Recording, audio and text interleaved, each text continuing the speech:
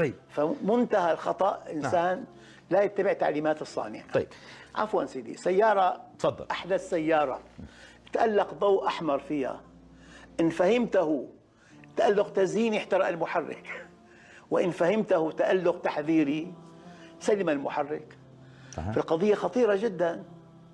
والله خطير. نعم نعم تفضل. سيدنا عمر بن الخطاب استخدم الحجر الصحي من الطب الوقائي. طبعا عاد من الجهاد، عاد قال نحن عدنا بقضاء الله كمان.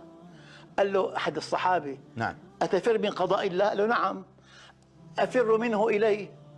فالحمية من قضاء الله، البقاء بالبيت من قضاء الله. هو الذي خلق الموت والحياة ليبلوكم أيكم أحسن عملا. شيء طبيعي جدا. نعم يا أخي تفضل. آيات القرآن الكريم والأحاديث وأقوال الصالحين كلها تؤكد أن تأخذ بالأسباب وكأنها كل شيء. يعني إذا واحد ما درس أم ما نجح، في يقول الله كاتب عليه ما أنجح؟ هذا كلام في حمق. نعم. طيب.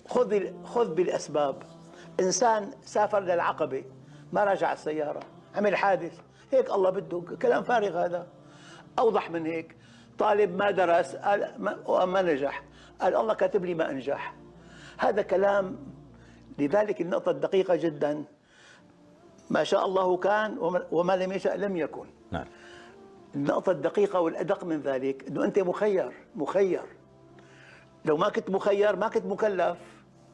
أما أن تعزو التقصير إلى الله عز وجل مستحيل هذا.